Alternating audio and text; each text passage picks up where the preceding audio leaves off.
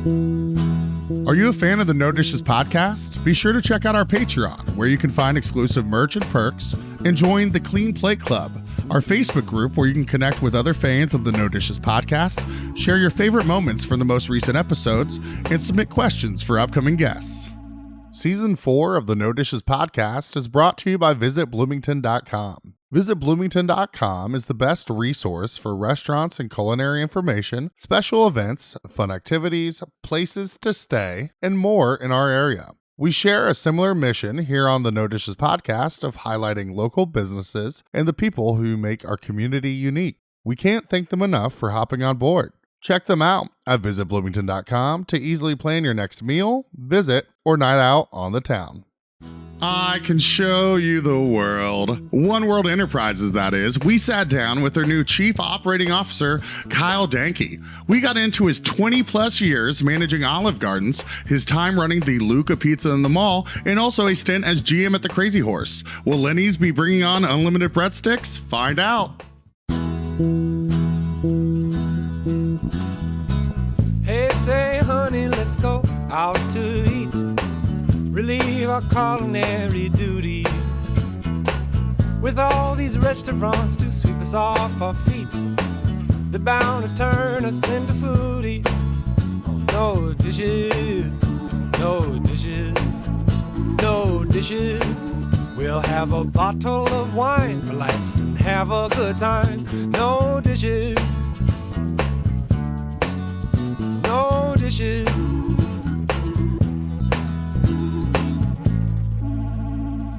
What's up, man? How's it going? Hey, Jordan. How you doing, man? Good. I'm so glad you're here. Welcome back to Bloomington. Cheers. Cheers, bud. Yeah, thanks. Rocket.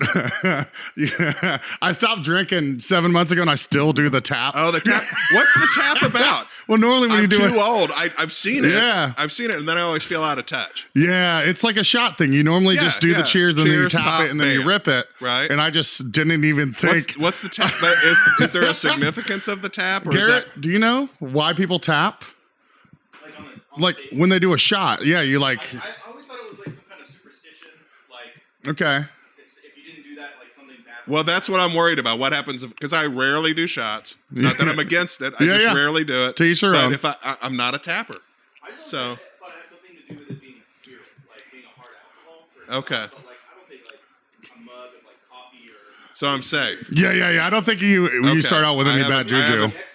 Cthulhu is not going to chase me down on the beeline. Or maybe the know? Kraken will. Yeah. Oh, yeah. That would be really bad.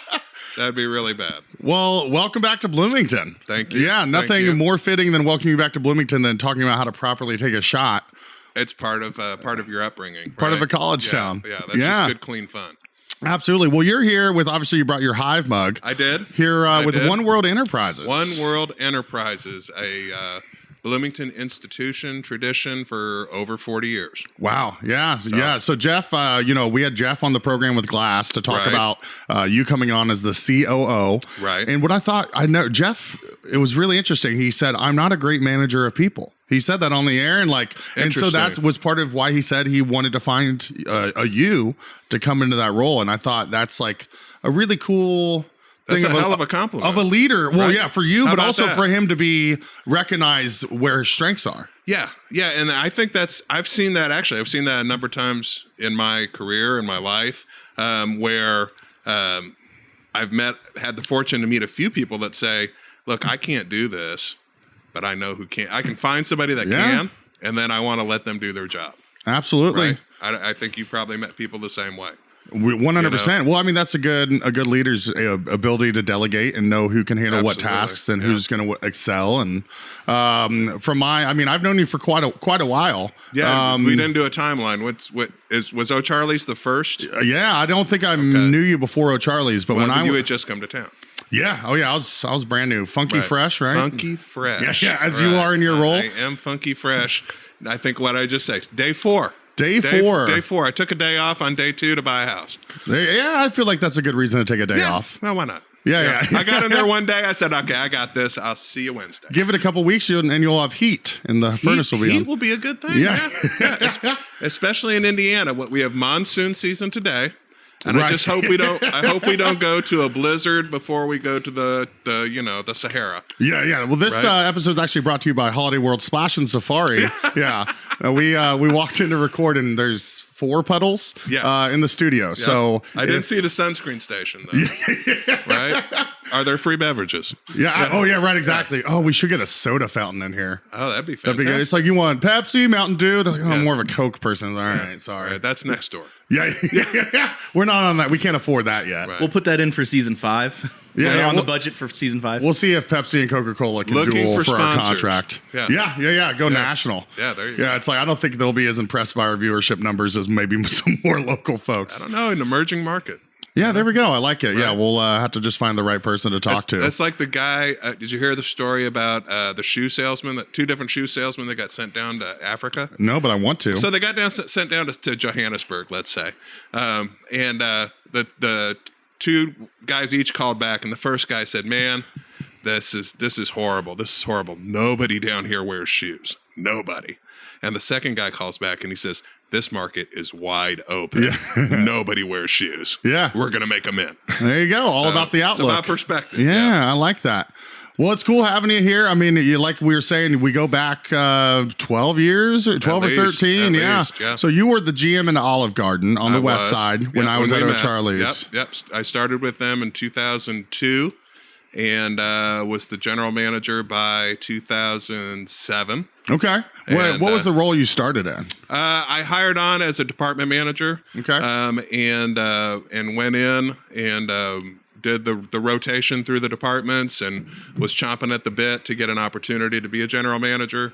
And I think I got my first offer within 2 years. And they wanted to send me to Muncie. And I said, "Thank you, but no." Yeah, you're like, I will take significantly less to Yeah. not.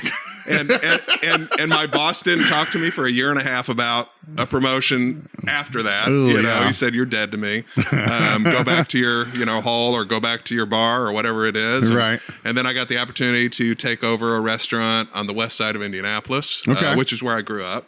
Nice. So I knew that town. I knew West 38th Street. So I went there and was working on moving my family up there.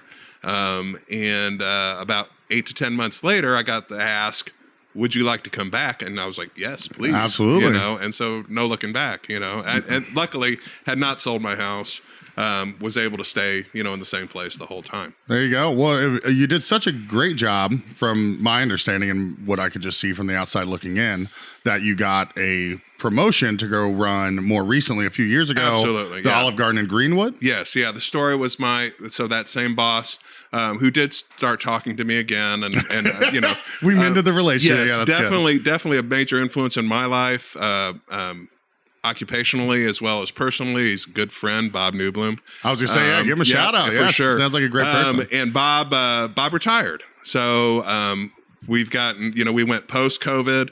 Bob retired, and part of that process was the general manager in Greenwood was promoted into Bob's position. His name's Greg Tizio, good man. And Greg, that left the void in Greenwood, which is one of the oldest restaurants. The restaurants in 3 restaurants in Indianapolis were the 6th, 7th, and 8th restaurants in the chain. Wow. Which now sits at about 900 restaurants. Jeez. So this is like 1984, 85, a lot of 1985. breadsticks. That's Yeah. a lot of dough, as we Yeah, say. oh, there you go. Yeah. Hopefully, if you're doing it rolling, right. So, so that position was there. It's one of the oldest restaurants. It's the 2nd largest restaurant physically. The only larger restaurant is Times Square, Really? New York. And then it's one of the busiest, consistently top 10. Okay, I'm glad I was telling someone about that, where I was like, I think that was the move, was that you were going to a store that was like top 10 nationally. Another way to put it is its average is twice of an average Olive Garden. Wow. So it's like running 2 restaurants under one roof. Okay, yeah. So that's quite a compliment that they're like, you're the man for this role. It was good. Yeah. Yeah. Made me feel good. The timing was right. Both of my sons are grown and were living outside of the house. And so it was an opportunity for Laura and I to move and do something new. Yeah. How many years ago was this? This was 2020. Okay, so you took about 3 years away from Bloomington. The kind sold of out. COVID thing was going on. Yeah, I've heard about that. Yeah. The Rona, as we like to call it. The Rona, absolutely. How many seats tables did you guys 400, have? 400 seats. Okay, man, that's some volume, dude. Yeah, 26 servers on a full night. If you're full, talk about a scheduling nightmare. Yeah. Well, luckily I got to delegate that. The powers. One of the beautiful things about working for a chain, especially a chain like Darden Restaurants, is that you have systems to follow, systems in place. You do have the latitude to modify those systems to fit that particular building. But with, what did I say, 30-some years, 36 years, 38 years of experience doing it, you kind of figure out what works for that particular restaurant. Right. Yeah. Where was Olive Garden started? Orlando. Really? And then that's so crazy. I was going to think it was going to be Midwest. So it's almost like a test tube baby. Darden Restaurants. Darden is named after Bill Darden. Okay. Bill Darden started, his first restaurant was called the Green Frog, but then he started Red Lobster. And Red Lobster grew to the point where it was purchased by General Mills. And so they decided that they wanted to have something that complemented Red Lobster.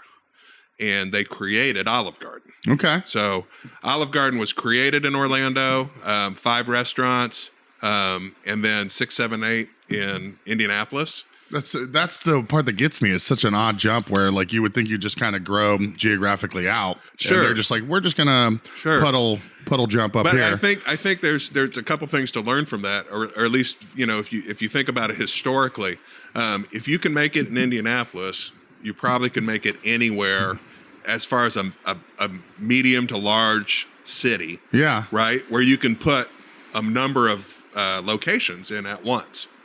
So. And if you look at Indianapolis, you can see, north, south, east, west. You'll see 3 to 4 chains will go in at a single time. Right. So they kind of followed Darden's path. Interesting. If that makes sense. Yeah, 100%. Yeah, that's cool. That I had no idea that Indy was so integral to the, the start of Olive Garden. Yeah, it is. It's a cool little sidebar on that. Yeah. So we had breakfast this morning. We're talking about, so like you said, chains have processes in place. There's a lot of good things that chains do that you can learn from. And, you talked about someone getting fired, but then a friend at a local spot in town hiring them because they knew they were trained well because they went through that procedure. Right. And I've talked about it on here, how it's like, there's things I hated about it. But it also gave the opportunity to work your way up and to have that training that led to wherever was next. There's support. It's knowing that your people, if you don't have your people and if they're not happy to come to work, if don't feel supported, you're not going to have a good business. Yeah. And I think that's true, no matter what type of form your business takes, whether you're an independent, whether you're a chain, whether you're a mom and pop, all of those different things, you have to treat your people well. Otherwise, you're not going to have success long term. Absolutely. Yeah, it needs to be a motivation there to do well because they like the place, not just do well because they have to. Exactly. Yeah, that's one of the things we talked about this morning was how we were like sister restaurants over there with O'Charlie's and Olive Garden. So we had a lot of crossover from staff, and I would come over with some friends and drink after a shift over there, and that's how I met my buddy Derek, who worked under you for a while. Yeah, he was my bartender, I think, at the time. He kept those Riscato samples coming. Exactly. Sir, would you like to choose one of those wines? No, I just want my free samples. Yeah, can I revisit that one? I'd like the free breadsticks and salad. Yeah. Right. Yeah. Perception. I'm sure that was every server's favorite table there was the freebie table. We would always just say, it's a part of doing business. Yeah. And how many times is that going to happen to you in a day? The other one, and I don't know what O'Charlie's equivalent was, but Never Ending Pasta Bowl. Oh, man. It was a huge promotion for Olive Garden. What most people don't know is that we brought in new people for Never Ending Pasta Bowl consistently. Every year, new people came in. People had never been to your restaurant. For a restaurant to be open that long, and you still had new people coming in. Oh, yeah. And the majority of people would get one refill, Right. Now, did you have people that came in and wanted to put it to you? Of course, but we always considered that was the game. Yeah. You know, I don't know about you, but like, what was the Red Lobster equivalent? Endless shrimp. Endless shrimp. Endless Absolutely. shrimp. Oh, yeah. So we would talk about going to Red Lobster, and you know, the same people that were servers would complain about never ending pasta bowl would be talking about going for endless shrimp, and they're like, "You ready to put up a number? What's your number?" Yeah. Oh, yeah. I'm going for 120. I feel like I could put down so much more shrimp than pasta. You could, yeah. The trick was they would throw the seafood pasta at you about round 3. Okay. They'd be like, "Yeah, I got somebody going for a number. Here, Yeah. put oh, the yeah. pasta in Let's them." throw them a curveball. Yeah, like, don't do it. Don't I do love it. the strategy. No of that. biscuits. Yeah. Stop. No biscuits. Yeah, they're just like, oh yeah, you guys want some more? They don't Yeah. even ask. Yeah, they just load you up. You need to eat a biscuit, Yeah, sir. you need a carbo load. You're about to do a Yeah. marathon, right? Right. I love that in the office when I think Michael just slams a chicken Alfredo before doing their fun run. And then a sleep 10 minutes. You know? No, yeah, well, he didn't realize he did it right before he ran. Didn't let it digest. And, Okay. Yeah, it backfired. I'd have a problem with that. Yeah, I mean, I just have a problem running in general. So. Yeah. Unless it's last call. Or there are lights. If they're blinking lights, or if it's last call, those are generally the reasons why one would run. Yeah. I don't see. I want to get into some of these old Kyle stories. This sounds entertaining. We said that barstool conversation. Barstool. Okay. Safe word. Yeah, exactly. That's great. Well, yeah, you obviously speak very highly of your time at Olive Garden. I mean, 20 years there in total? Yeah, 20 plus years. Wow, Yeah. and that's incredible. Solid. Yeah, I actually quote unquote retired. Oh, really? Yeah, there was, that certain combination of your age and time served. You basically can cash out any sort of long-term incentives that you had, or things that otherwise you would just get a handshake and say see you later. Yeah. Thanks for the work. Right. It was good knowing you. Right. Yeah. So, great experience. Tons of friends still working there. Tons of teachers, and mentors and people that I've been able to mentor, a lot of stuff to be proud of, Absolutely. The current management team at Olive Garden, all were hourly team members under me. So that's kind of cool. Really? The one here in town? Yeah, the one here in town. And I would say, at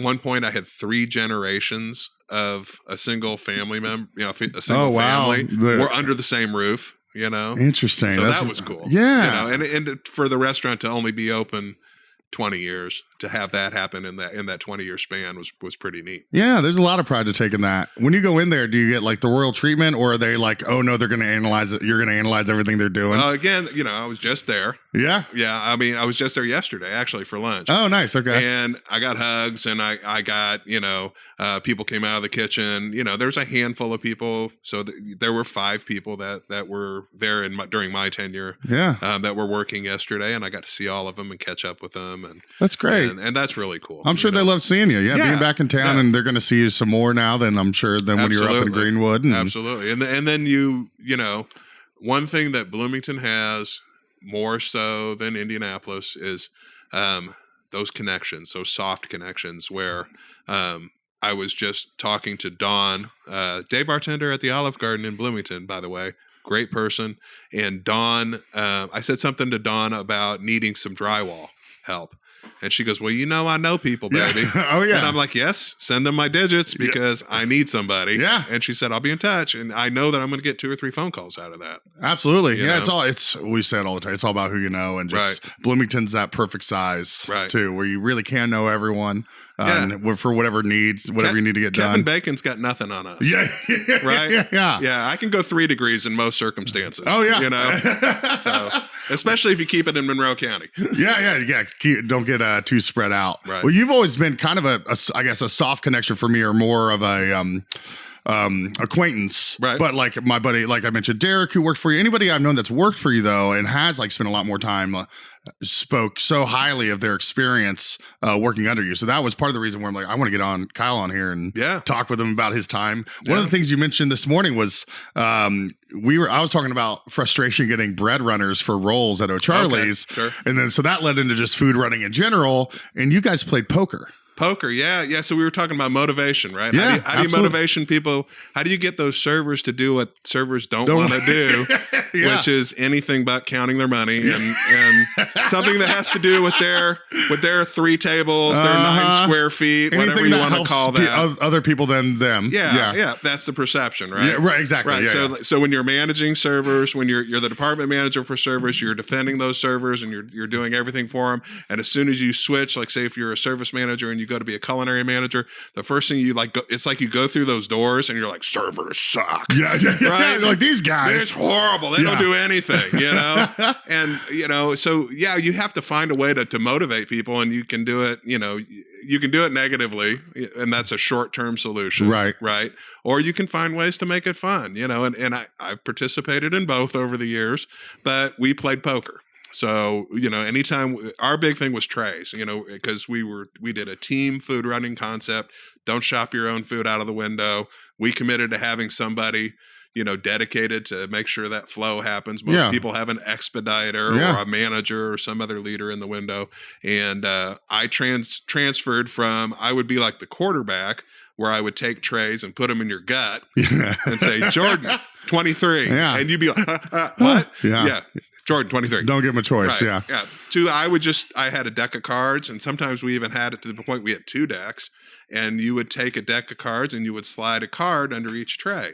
And then if somebody took that tray, they got the card, built a poker hand out of 5 cards, and maybe we let them keep up to 7. Yeah. And then when they got the next one, they could trade out one of those cards, and the idea was to make your best poker hand. Yeah, and then there was a reward for the best hand at the end of the night. You got a dessert, or you got the $10 gift card, or maybe we traded with O'Charlie's. Yeah. We had some back and forth across the way. Yeah, I just thought that was such a cool concept, and just I'm sure a small view into some of the things that you would do to make why people enjoyed working for you. Yeah, and your people would come up with that too. So I mean, it's always nice to somebody's going to spend a lot more time with a contest or be a lot more engaged in a contest if they had a piece of bringing it about, or if it was their idea. Oh, absolutely. I used my bartenders a lot for that too. We would have the bartenders administer the contest, or you would run it through the bar printer. Okay. So whatever information you got from your bar printer, you would use. We used to play baseball, where any beverage, like glass of wine, beer, even a non-alcoholic beverage, that's a single. You told the second one that was a double. Okay. A bottle of wine was a home run, and you would just sit there and take those chits that you're taking anyway and putting on the spindle. Yeah. And at the end of the volume, you would count up the shift. Man, I'm feeling like the worst manager right now, because I'm trying to think of anything close to as fun or like great, like, because there's no downside to it. No, you know what I mean? It's a win. It's just you're finding ways to make things that have to be done fun. Anyway. Right. And the individuals that tie into it, I mean, you get more participation than if you did nothing. Yeah, absolutely. And the ones that don't participate probably weren't going to be maybe doing it themselves. Some people did it themselves and like, I don't need that motivation. Right. And it lets you work on it. It lets you, encourage more participation and people feel good about it. That's so cool. Well, that's great. You have my wheels turning on like things we can do at the Moose. My reference for that too is look up Jim Sullivan. In it might have been the late 80s, early 90s. He did a series of books, but the one that I used the most was one called Service That Sells.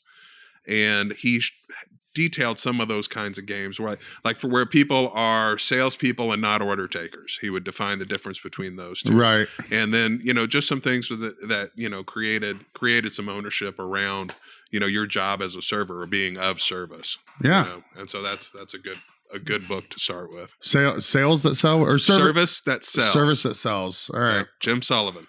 I love it. So how many, this is strictly for me, how many breadsticks on a busy Friday night would, let's say the Greenwood, do you have any idea the number of breadsticks you guys would be serving? Oh, I could have prepared that number, Jordan. A little prep. I know. I didn't, you could ballpark it. Yeah, I don't know. Let me put it this way. I would have a day where on a Friday I had 90 cases of breadsticks coming in, which is 116 dozen to a case. Okay. And you probably had between 20 and 30 cases on hand, and depending on if you got busier than you expected by more than 10%, more than 15%, Right. you might be looking for breadsticks by Sunday. Wow. All right. So, a fair amount. Yeah, one or two. We would 3.5 breadsticks per guest. Is that the average? That was kind of like our formula with a buffer. You put in like a 5-case buffer. Yeah. I mean, you find 3.5. Okay, well that's a good number. I like, yeah. Okay, so I'm above average, I'd say. What's your average, Jordan? Yeah, I was gonna say. Man, I don't know. I feel like I'm having at least 4 or 5. What about you, Garrett? How many are you smashing? I think I'm about a 3.5-er. Yeah. Okay. Yeah. All right. I don't want to just eat breadsticks. Like I want to eat other things too. I mean, but nobody eats half a breadstick, so that's how I know you're lying. Well, you could split one with your partner, Yeah. or do you just go to eat breadsticks by yourself? Yeah. Yeah. Sorry, I'm not married, Garrett. right. I'm over here just eating like a poor soul in the corner. Like, yeah, I'll take some more. Thanks. Drinking the dipping sauce. Bring out of it. another. Don't look at me. Don't judge me. Another thing I'm curious about that fascinates me with different restaurants. How many table sections would you guys typically give? Like, Oh, so yeah, and I've seen it across the board. I don't know what O'Charlie's did. On average, 3. okay. Yeah, I think most of ours were 4. And if you were really good and in the right section, you'd have 5. Yeah. And I've seen other companies that, they would say, oh, we do 4 table sections. But when they phased somebody or cut, you don't like using the word cut because everybody look around and go, what happened? When you phased a server, somehow those tables went into somebody else's section, right? Oh, yeah. So you'd start with, 6, 8 servers. And then, by the time the 10 o'clock hour, those places are open a little bit later, you only had 2 servers. But then they had 12 tables. Yeah. If they got busy, it'd just be like, oh, well, here you go. It is what it is. It is what it is. Yeah, Johnny already did his side work Good and luck. left. Yeah. Hey, I love that, though. That's when you really made your money. That's Right. like the really good servers would want to stay, want to make that money. They know that that's the time is once other people start getting cut. Right. Did you say phased? Phased? Phased. Yeah, Okay. you get I've never heard phased. that. Yeah, it's, jargon. Yeah. You We know? phased them out. Yeah, well, it's a different kind of phasing, right? Right. And some things get received better than others, but yeah, phasing was an example of that. Okay, all right. One of the things I mentioned earlier was the Ruscato, not Moscato, but Ruscato. Roscato. Yeah, roast. Is that how you said it? Roscato. Okay, because Yeah. we would. That was our favorite on break or when we were off. Yeah. When we were off, Sampling only. Yeah. Sampling only. Sampling. This was a young me. Right. But it was so good. It was a sweet red. Yes. And so like Moscato, that's Yep, where the name's little bit from. bubbly. And it did It was have a like little, it was a reboot of Reuniti. Do you remember that? No. Yeah. Okay, you're a young pup. So in the late 70s, early 80s, Reuniti on ice. That's a nice was their little tagline. Okay. So Reuniti, they started off mainly with a red. And then they had a Reuniti Doro, which was gold, and but it was the same type of thing. Screw top, little bubbly, sweet. Yeah. It went down way too easy. Tasty on ice. Yeah. Well, we would try to go find it. So I guess my question with that was that like an Olive Garden exclusive thing that you guys came up with? It was one of those things where we bought everything that was produced. So, I mean, it's different states have different laws, so I can only speak to like Indiana. Yeah. And I don't believe that you can have exclusivity on a product like that. But if it comes into Indiana and your company buys all of it, it is what it is. It is what it is, right? Yeah. Huh. Is Sahara Mart still around? I haven't seen that. No, it's so now under a different name. Yeah, so there's only one left on 2nd Street, just south of the Chocolate Mousse, and it's called World Foods now, I think. Yeah. Garrett, you're more cultured than I am. Is it World Foods? It's World something like yeah. World Market. World yeah. Market. World Market, Foods or- yeah. Yeah, something So like that. he used to, the gentleman who owned that, when it was Sahara Mart, loved to bring in Olive Garden wine. And we had a label back then called Principato. And it was the same type of thing. Principato was made by Cavett, Cavett was actually a collection of growers from the Chianti region of Italy. And they made wines. They made Cavett, and we sold Cavett. And you can get that anywhere. And then they also made wines specifically for Olive Garden. Principato was a red blend. We had a red, a Bianco, and a rosado, the pink. Okay, white wine, red wine, pink wine. I'd like the grape wine, please. But they made that, and Roscato came out of that. They made that, and we just bought all of it. Yeah. And he would get a hold of some, right? And every so often, I'd have to go over. I remember I'd go over. I'm like, hey, you really can't sell that, and I'd tell him I knew him from my Luca days, my days before Olive Garden, and we were friends. At least walking into a store, right? Friends. Yeah. And I tell him, I'm like, you could hear it from me, or I can, tell somebody, and you're going to hear it from Orlando, right? On what you can and what you can't sell. And he'd take down the signs and maybe would still have it, but he wouldn't promote it. So would he buy it from you guys then? No, he'd buy it from some distributor, somebody he found out that would sell it to him. Huh. So, but what was, I guess, if you couldn't have exclusivity, it was just more of like you guys just didn't want, or like, I guess, what were the ground for like? Well, so. Again, we had exclusivity, and again, I'm not a lawyer, nor do I play one on TV. Yeah. So, in theory, you should not be able to buy, in this case, Principato wine. Okay. And I believe if I remember correctly, specifically, we had 1.5 liter teardrop shaped bottles that had Principato. Now, they also sold Principato in a 750. Okay. And those weren't exclusive. So you could buy something that looked different, that was made by the same company. And then as time went on, he would buy the old vintage. So like when we went to a new vintage or a new label, because the label would change slightly, right? He would buy everything that was the old one. Was he buying the 1.5s then? When he was buying the old ones, yes. Oh, okay, yeah. okay. And originally he would like, look, we have this. Yeah. And when we had things that were available to more people, he would, he'd see what was on our list and then just pack it in. Huh. And in the early 2000s when I started, we had 46 wines on the list, and half of them were Italian. Yeah. So there was a wide breadth for him to find an avenue, if something was hot. I mean, I gotta shout out to him for realizing that people are seeing that That's a savvy entrepreneur. Yeah, absolutely. Right? Right. Everyone's just out here doing their thing, but I get it from your guys' standpoint. Like, come on, dude.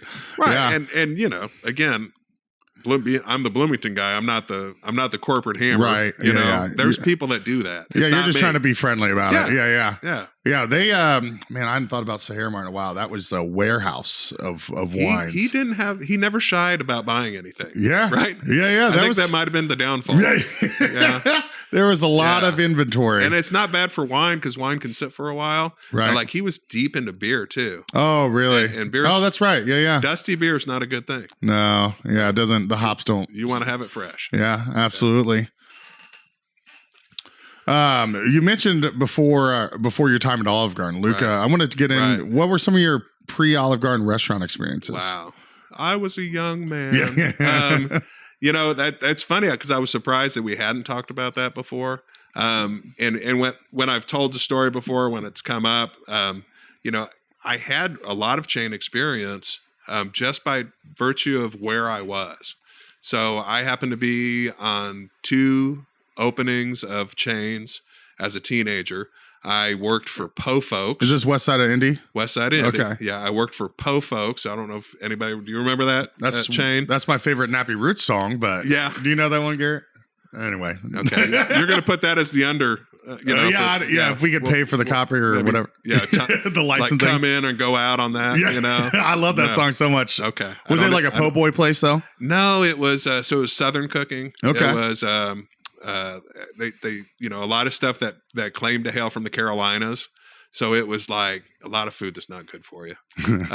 Fried shrimp. The best kind, yeah. Fried shrimp and country fried steak. And we made fried chicken. In fact, that was my first job with Po Folks. I did batches of chicken where you would do 100 pieces of chicken at a time.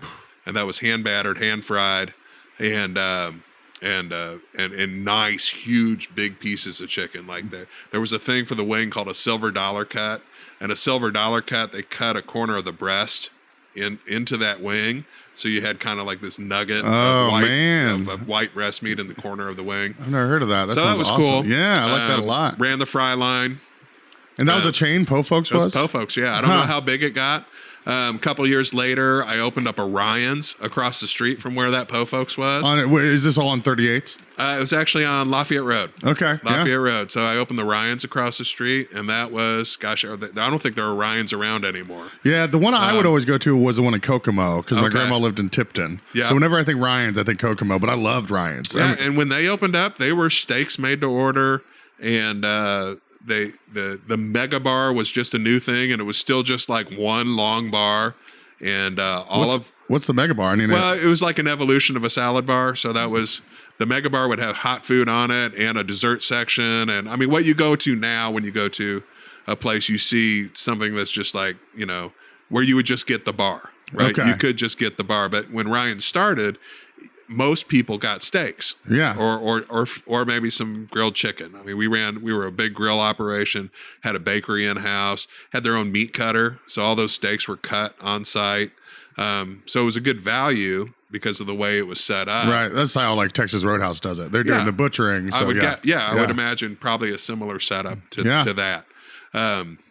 So I was a grill cook for them and did things for them. High school still?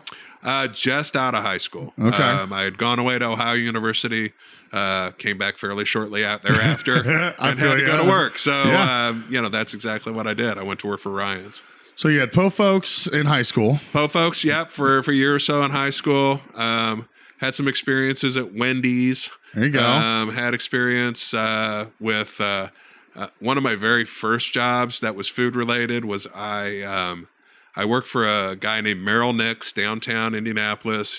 He had a place called Between Bread. It was a little deli right across from the city market on Delaware. Yeah. And he had this thing called frozen yogurt. Nobody had ever seen frozen yogurt before, but he had two machines, and he sold frozen yogurt out of the deli.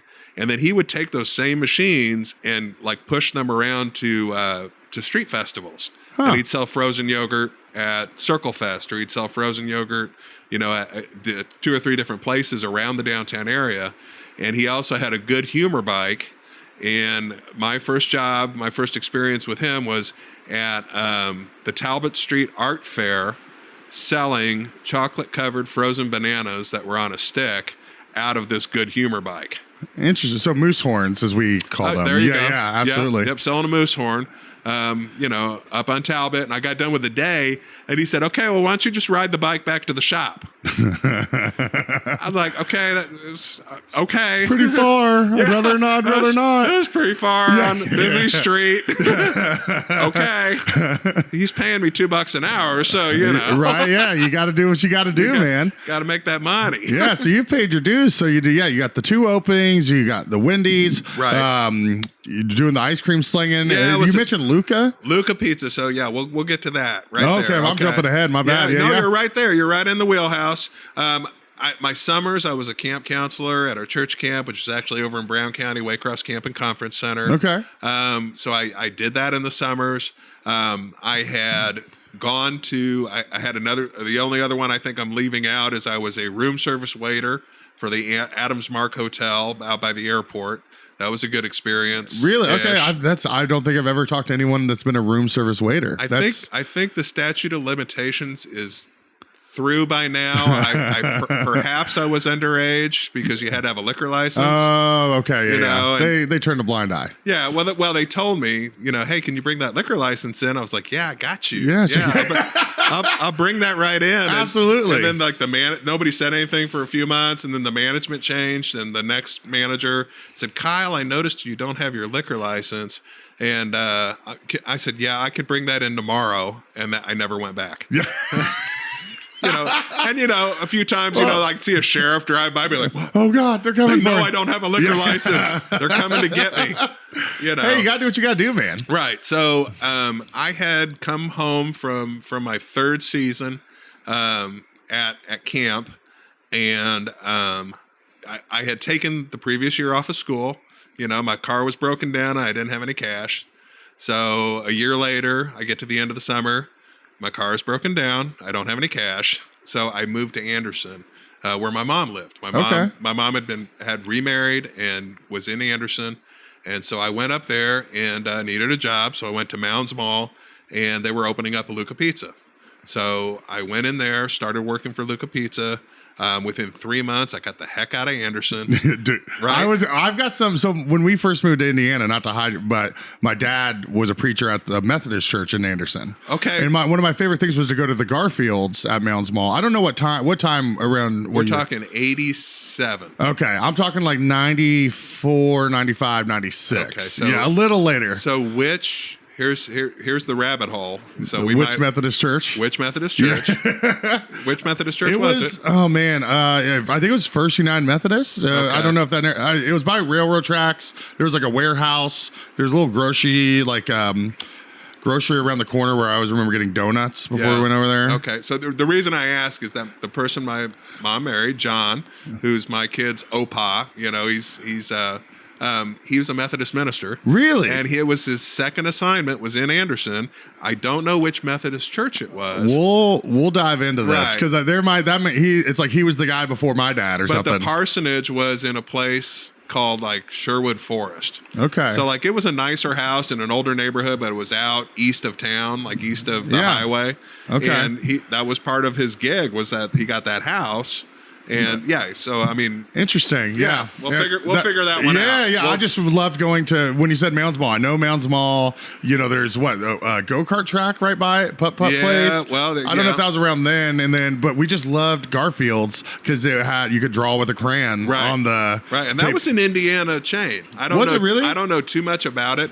I know they had one in Jasper. I know they had one down towards Evansville. But I believe it's Indiana based. That was the only place that like Applebee's. I loved like the little riblets. Riblets, yep. Oh yeah, that's a Leo story. I can give you that Leo story at some point. That's when I first met Leo. Actually, it's the second time I met Leo. Is Applebee's time? Is Applebee's time because they did that half price appetizers about the time that the mall was closing. Yeah, you could go down there and have half price appetizers and Brutus or tall beers or whatever they called those things. What's the story? Can we dive into it? It's not a deep story. It's just that's how I met Leo. Yeah, okay. And really, the first time I met Leo, his brother, I believe, was getting married, and they were doing his bachelor party. And they brought his brother into Luca, and he had a ball and chain around his leg. And so they made his brother wear this ball and chain all day long, and they were eating slices. Yeah. And his brother's a little brusque. So, we'd have a little back and forth because, in that time period, you could like talk, crap to your guests. Yeah. Some people expected it. That was the delightful interchange. That was our customer service was, some being friendly sassy. banter. Yeah, exactly, of course. Exactly. So you moved from the Luca in Anderson to the one in Bloomington? I spent a year in Indy. Through that time, I knew that the guy in Bloomington was not doing well, and I helped kind of encourage my boss. I'm like, well, why don't you go to Bloomington and take that over? And I could be the manager, and my girlfriend's going to school there, so I'd like to go see her more often. Yeah. And so I moved down January '89, and within a year, his story is that he and his brother were opening Luca Pizzas. So his brother Giancarlo and Tony Demizio, they were from Rome. Their uncle was Frank Luca, and John had started in Greenwood, the Greenwood Olive Garden. Yeah, the Greenwood Luca Pizza, and had an arrangement with Uncle Frank that they would open new Luca Pizzas and pay Frank, an honorarium he got money for the name. Yeah, yeah. But then they had kind of like a license to open as many as they wanted. And Tony was running 3 of them. He had sent for Tony, put Tony through school at Marion as an accountant, for the business. And Tony, fast forward a few years, Tony has 3 of them. I'm running Bloomington. There's a guy running Lafayette Square. There's a guy running Washington Square. And Giancarlo tells Tony, look, I put you through school to run the business and open new ones. I don't want you operating. I want you to be focusing on the office, helping me out, and opening new businesses. And so the 3 managers that were in place became franchisee owners. Oh, wow. So I had the franchise. I was 22. Whoa, that's Yeah. awesome. That's a great Yeah. opportunity. It's kind of like when you have the buy here, pay here car, you know? I mean, it's a sounds- high interest rate, Yeah, you know, but it's yours. But hey, it sounds like not too many 22-year-olds get a chance to No. have their own franchise. No, not at all. So And how long did you have that for then? Up until 2000 or so. Oh, really? Okay, Yeah. so you were the franchise owner of Luca in the mall for Yeah. like 10 years. Yeah, 13 years with the company. Yeah, about 10 years, 10, 11 years in Bloomington. Whoa, In okay. Bloomington. That's, yeah. Through like 2 different remods. And we actually moved. There was a huge McDonald's in the mall. And they went out because there was no drive-through. Yeah, so, of course. You know, they decided that drive-through's a good I don't want to thing. work for my McDonald's, you know. Right, I want to just exactly. put into my mouth. Like, just if you could just like push it, you know, Yeah. let's dispense with the bag and the packaging. Shovel it Yeah, in. maybe a funnel. Yeah, you there we know, go. Now we're that'd be talking. great. Yeah, beer Um, bong, but with mac sauce. Yeah. But I digress. Yeah. Right. Anyway, I get Anyway. carried away. Yeah, so I did that, and that kind of came to a logical end.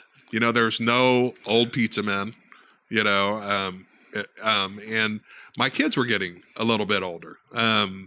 You know, I caught my girlfriend, by the way.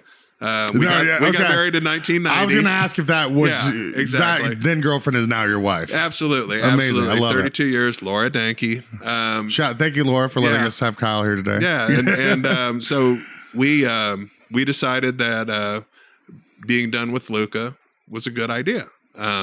So this, like I said, it's 2000, and I spent about 6 months, kind of like, you know, downshifting, getting out of that situation, and I landed at the Crazy Horse. I was the Crazy Horse general manager for a year and a half there. Was Ron the owner? Ron then? Stanhouse. Yeah. Okay. Yeah, Cool. His wife Liz worked in the mall. We had a good relationship. Awesome. She knew Laura very well, and it was a good situation. It was good. I learned about full service, which Right. I never had a full service experience. You know, I learned a lot of things about nightlife, and a lot of things about, you know, being able to change in a situation, you know, and met some of the most, you know, the best characters and some of my favorite people who are still there today. Did they do around the world in 80 beers back then? Yep. Wow, that's been I going got for to so- revamp the wheel. Oh, that there you was go. cool. That's a lot of responsibility. That's a lot of responsibility. I think at the time 20 or 22 taps. So, you know, had some input on that, and you know, I learned more and more about beer and how to pair beer with food. And so I think that really helped me when the change came to go to Olive Garden. I could take that knowledge and translate it to my Olive Garden experience. Absolutely. You know, instead of beer and food pairing, I was doing wine and food pairing. Did they seek you out, or how did that transition happen? Olive Garden. So this little thing called 9/11 happened. And similar to what the challenges we've had with COVID-19, that changed the business landscape, Yeah, you know, dramatically. absolutely. Right? So downtown, you know, was down 80% in some Wow. cases, depending on where you were. And it was a fallout of that. I found myself back at Luca Pizza. Oh, okay. So yeah. I did the Christmas season at Luca Pizza while I was figuring out my next move, and, you know, doing that, figuring out my next move went from January to February to first week of March, and, you know, Laura's giving me kind of side eye. We're like, we're back at You this know, again. What are we doing? What, you know, Yeah. what's your plan, Dahncke? What you got going on? And my third shout out will be, I was prepared to go work for Curry Buick. I was going to go sell Cadillacs at Curry the year after 9/11. Nobody bought a car probably for 2 years after 9/11. Wow, yeah. I don't think. I think that was probably an equivalently low point for car sales, as well as, you know, some of the independents. And I had this interview scheduled because Dennis Chang was the general manager of the Irish Lion. Right. He had opened Olive Garden restaurants for almost 5 years. Oh, I didn't know he had that he was, before. Yeah, he was okay. on the West Coast. His parents owned Peach Garden, and then he was the GM of Irish Lion. And he said, "Hey, they're going to build this Olive Garden on the West Side," because they called me and asked me if I wanted to go open it. They said, "I don't." He said, "No, I don't." And he said, "I, put my name in." Yeah. So I had this interview up with this guy, Bob Newbloom, up in Indianapolis, and I knew that if I didn't go to that interview, I would have to answer to Laura. I'd have to explain why I blew off an interview for a, you know, what appeared to be a really good company. And so I spent 20 minutes with Bob.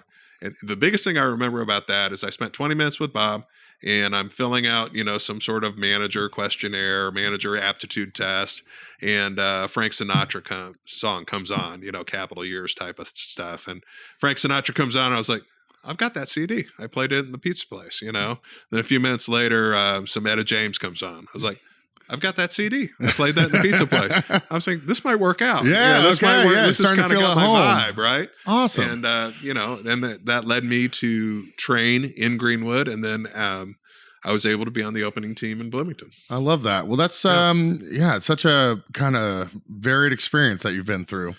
I love that. Yeah. It's so many different spots, so many different types of restaurants.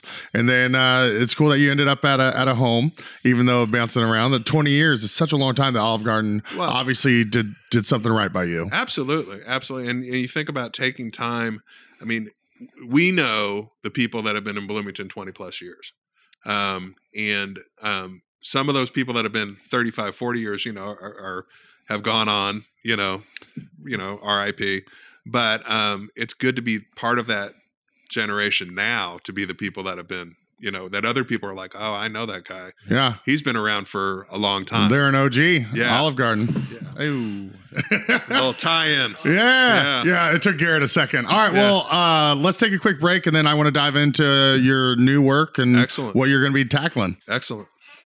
Introducing Constellation Stage and Screen, Bloomington's newest professional theater and film company. On stage next, Constellation presents American Fast, a riveting new sports drama playing March 23rd through April 8th at the Ted Jones Playhouse. 21-year-old college basketball sensation Katie Salama makes it to March Madness, only to become a national news story when she lies about observing the Muslim fast while competing in the tournament. See this thrilling new basketball drama, American Fast, on stage March 23rd through April 8th in downtown Bloomington. Find tickets at constellation.org.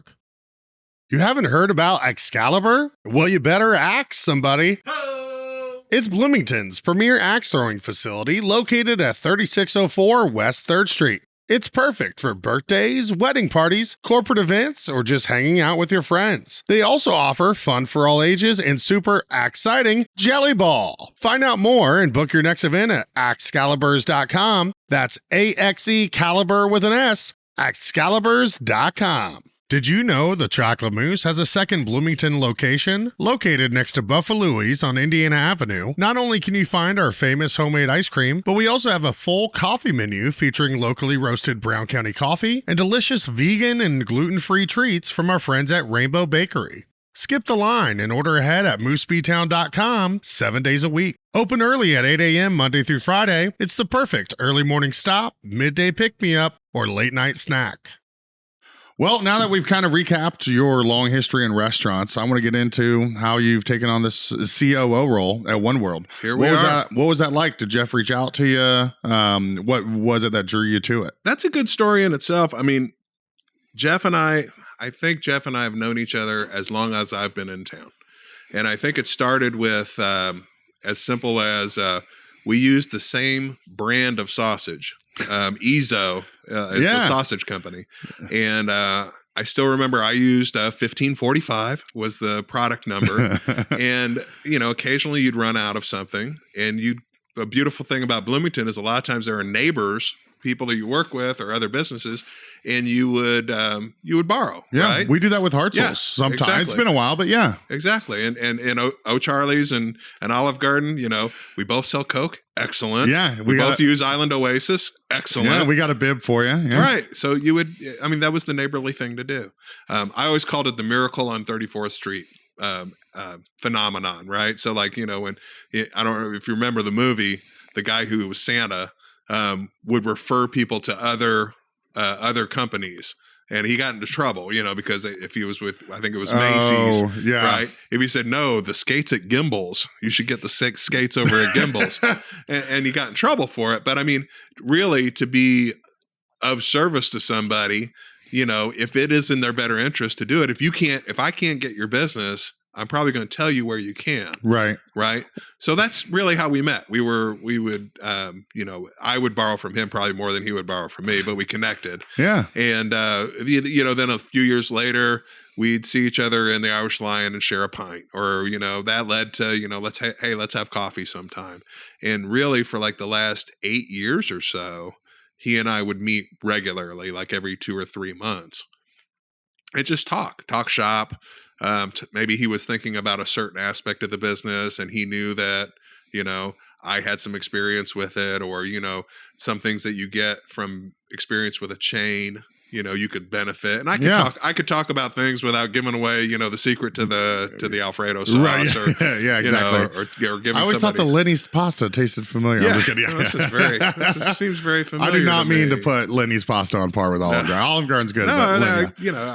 I can't answer that question, Jordan. I can neither confirm or deny the existence of salt in our pasta water.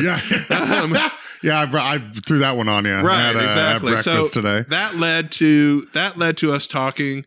It went to talking to every couple months, to every month or so, and we got really close. January of 2020, I think we were about ready. He was like, I think we can make a move. Let's talk about it seriously. Let's get down to brass tacks. And then I think we said, let's table this and go to May. Let's talk in May. And March happened. All of a sudden, the Rona come rolling in, and it was, let's take care of our own yard. Absolutely. And I was really more concerned about getting my 100 people back to work. So I focused on that, and that led to, hey, it just kind of reset the clock. Of course. And go a couple of years later, I think I had a bad haircut in Indianapolis and decided, I'm going to start driving to Ellettsville again to get my haircuts. Carter Longardner at Carter and Company. There it is. I would see Carter every 4 weeks. And so I would just tell Jeff, I'm like, look, I'm going to tell you when I'm coming down to get my haircut.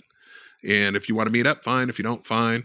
And so we had a few meetings like that. And then at one point he brought Lenny in. And I had a meeting with he and Lenny, and then I had a second meeting, and here we are today. Yeah. So what was it that he, like, when in those discussions, he's like, I need you, I want you to do this? We just talked about, it was more like, here are opportunities. Here's where the business is. Here's where I think it can go to. And I would talk about where I thought I could plug in and where I could help. And it just, kind of evolved organically from that. And, I don't even know that my role is fully defined yet. Right. Yeah. You're on day 4. Yeah, I'm on day 4. So, and I haven't, Jeff and I haven't even had a sit down officially. He's on vacation, Oh, yeah. He's like, I hired you so I could have a vacation. Yeah. So, I mean, Week again, one. Strange, but yet cool. Absolutely. Right? Oh, yeah. You hear the term trust but verify, right? Mm-hmm. And in my experience, the last 20 years, both of them have trust but verify, but Olive Garden, Darden restaurants, very heavy on the verify, right? There's a lot of verification going on. And all of a sudden I'm like really heavy on the trust. And I'm like, okay, all right, I understand. We can get there. I like that. But That's good. my first day is February 27th. He said, hey, I'll see you the 6th.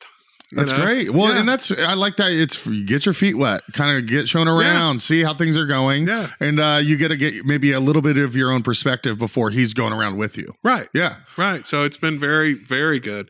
And you've had your interactions with One World, and I know I know the Coney sauce is out of the kitchen share program up there for chocolate mousse. And, so I've already met, the people that I've met have all been very welcoming, and there's a lot of support there. And it's almost to a fault, there are 1 or 2 people that I already know, and not that I knew before going in. I knew in my head, I knew a handful of people that I had met as a guest, or I'd met, because Lenny's was a great spot for me to turn right instead of turn left on my way home and spend 15 to 20 minutes, Yeah, unwind a little bit, Right. for sure. And going back even farther than that to those Luca days, I used to write my schedule at Lenny's on Friday nights. I would leave the restaurant about 5 and go write a schedule and then come back at 6:30 and do the evening rush. Yeah, perfect little spot to pop over to. Nice little sidestep. You know what I mean? Yeah, for sure. So I'm really looking forward to getting into the depth and breadth of One World Enterprises and being able to help people. Yeah, so you're coming in as the Chief Operations Officer, Right. The COO. Jeff is remaining as the CEO. That's correct. Which I missaid in our Clean Plate Club. If you haven't joined it yet, Join the Clean Plate Club. yeah, shameless plug. Nothing wrong with that. So you're going to be seeing operations of all of One World Enterprises, and Yep. just for those that don't know, I kind of want to go over them. You've got Hive, Right. Lenny's, Yep. all the Pizza X's. Yep. Which how many Pizza X's? 6 with the 7th one coming online this year Yeah, downtown on 3rd on Street. 3rd Street. Used to be a laundromat. Yeah, there you go. And then what about Woolery Mill? Woolery Mill, so One World Catering. Yep. And then they operate One World at Woolery. It's a 25,000 square foot event space on those grounds. And then the kitchen chair. Yeah, the kitchen chair right now serves over 30 people, 30 vendors. I know quite a few that do work in there. Like you mentioned, we do our coney sauce and our Spanish burgers. We rent out time and go in there and make that. And then many of the food trucks you see in town. Oh, yeah. Either currently or have been vendors. Yeah. Is there anything I'm missing as far as, I think that covered the umbrella, didn't it? I think we're there. I think, what am I thinking of? Loesch Farm. That's right. Okay. There's been some activity out there in the past, and that's part of the One World family. Well, that's awesome. I think they found a great person, and I'm excited to see what you do and get your feet wet. Obviously, you're still diving in, so there's not too much to go into about plans and all this. Exactly. But I think we're going to check back up with you once you're here in a year. I hope I don't have the 1,000-yard stare at that point. I hope there's no PTSD.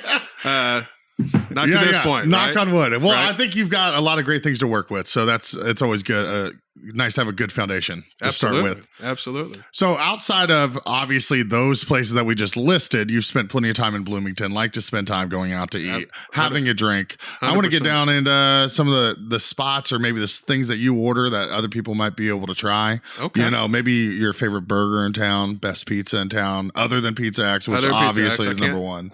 I think my contract says that I have to say Pizza X. Yeah, or that you can't or even Lenny's. or you can't utter the name of any other pizza place. Yeah, exactly. Wood fired pizza at Lenny's, by the way. Oh yeah. I believe that's the only wood fired in town. Is that? What? Who else? Do you want me to say it? No. You can just say yes. There's another. I think there's another. Okay. Didn't someone just put one in somewhere? I don't know. Well, Porthole did, but it's not wood fired. Oh, Right. okay. Yeah. They put in. I don't even know what kind. I think it's coal. Is it? I think so. Yeah, That's what I saw. I don't think it's coal. Coal. I don't think so. All right, Annie, I don't think it is. We'll Yeah. find out. We'll get the Porthole boys on here. We'll talk to them about Steve it. Birch, can you call in, please? Steve Birch. Yeah, we'll get JD's the pizza guy. Okay. Because he owned or helped with Baldy's for a while there. Okay. Coal fired is awesome, but I would call suspect on that. Yeah, but there's another place that does like that. But Lenny's pizzas are always. I need to think of them. I'm always getting entrees or sandwiches there. I just did like the Mardi Gras specials that were run, the muffaletta. I didn't get to try the banana Foster with chocolate mousse ice cream, but that would have been a really good one to try. And I've known Joel. Joel runs our kitchen. Yeah. He's been around town for a while, and it's nice to. I had the name, and I didn't have it paired to the face. And then I went over there for a meet and greet a couple days ago, and Joel comes walking across the parking lot. He's like, "Oh, hey, Kyle," and I'm like, "Oh, hey, Joel. Oh, hey, wait a minute, you're that Joel." Yeah. Okay, yes.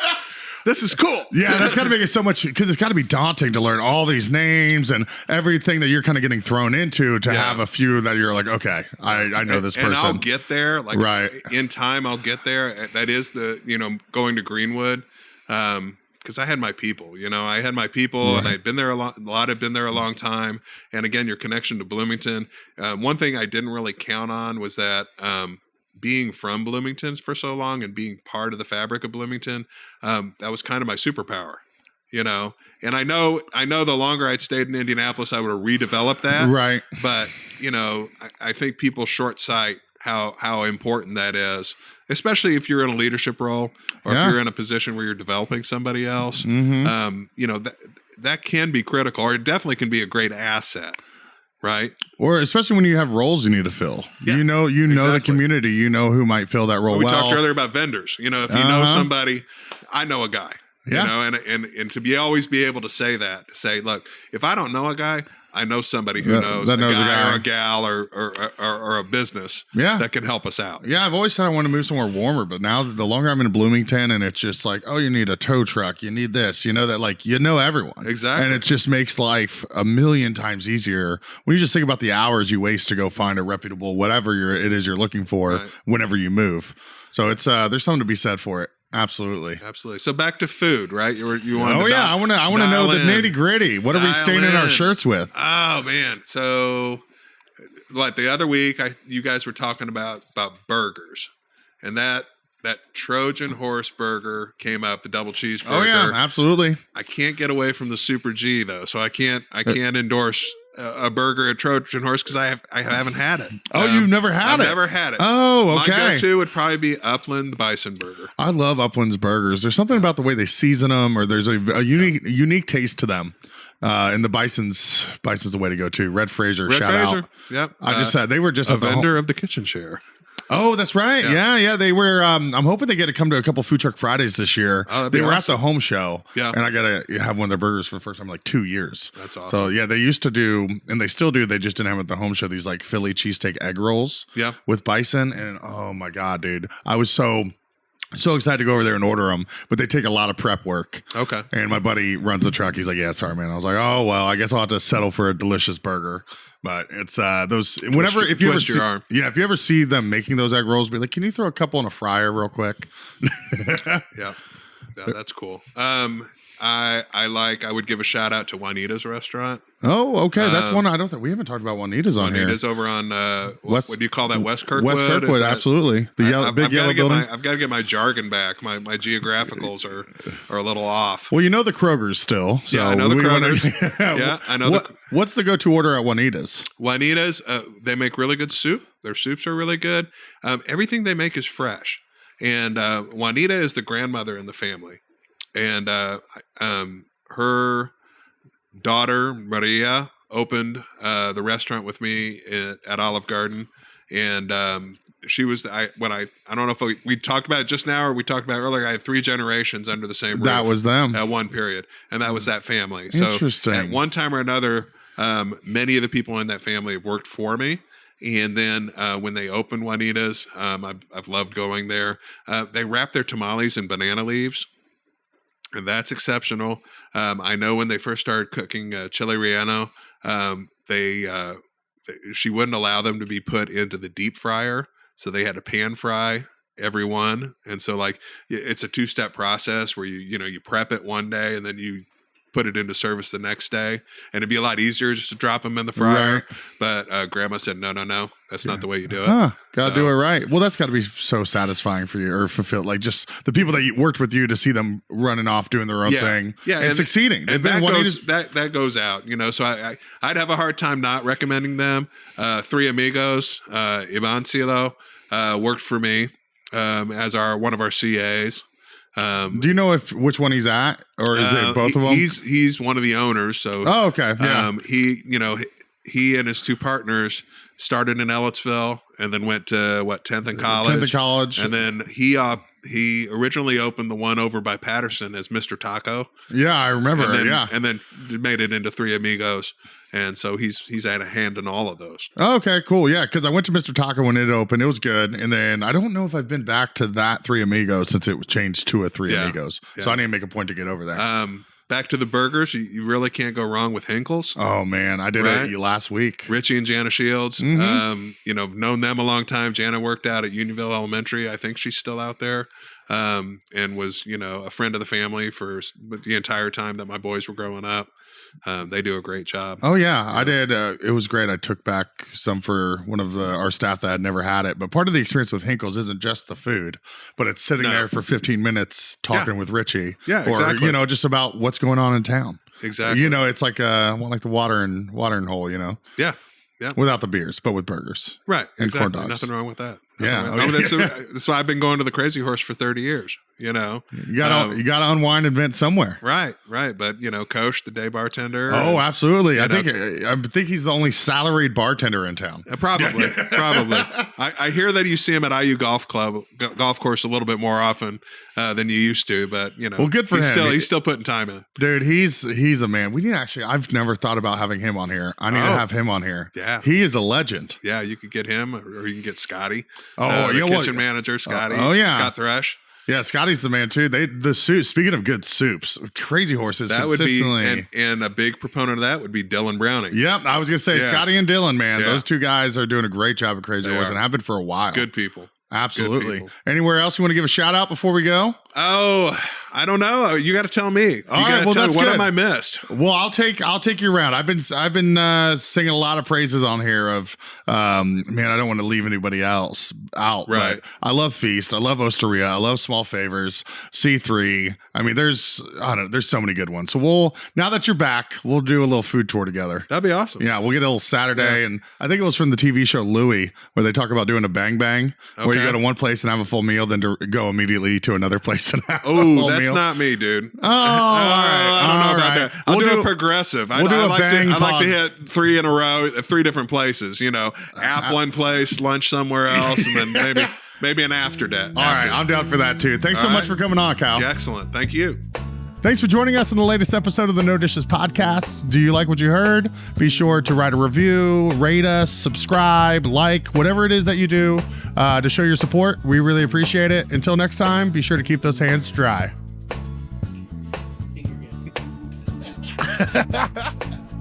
This episode of the No Dishes podcast was recorded, edited, and produced by Garrett Portinga of Green Hat Media in beautiful downtown Bloomington, Indiana. No dishes.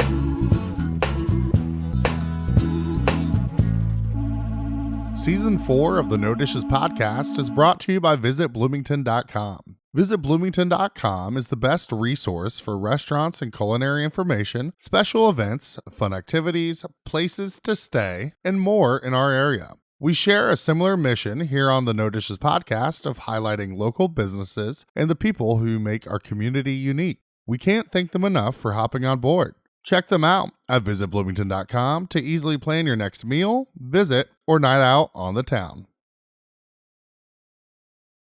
No Dishes Media. No Dishes Media.